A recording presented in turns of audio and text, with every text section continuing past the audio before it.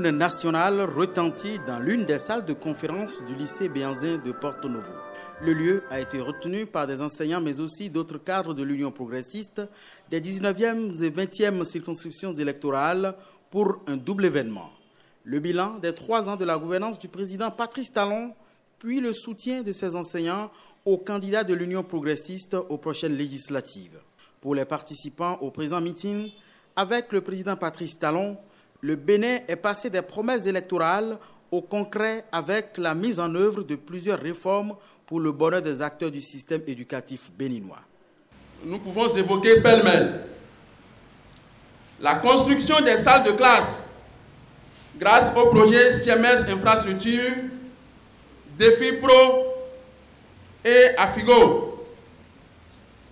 L'épuration des dettes salariales des années 2012, 2013, 2014, 2015 et 2016 par le gouvernement de la rupture. Une liste de réformes non exhaustives dans lesquelles se retrouve l'Union progressiste, d'où cet appel de ses militants. C'est l'Union progressiste qu'il faut voter et soutenir les candidats de la 19e et de la 20e. Et qu'on puisse avoir beaucoup de députés. Là, nos préoccupations seront prises en compte et nous allons aider le président avec des lois pour développer ce pays.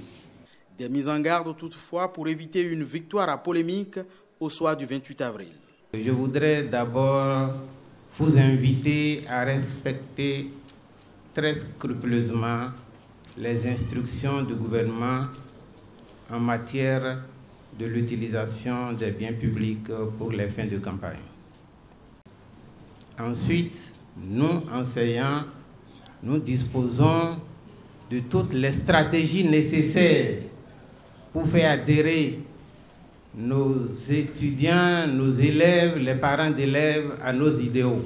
Néanmoins, nous devons aussi nous refuser de distraire nos heures de cours pour faire la campagne dans nos salles de classe.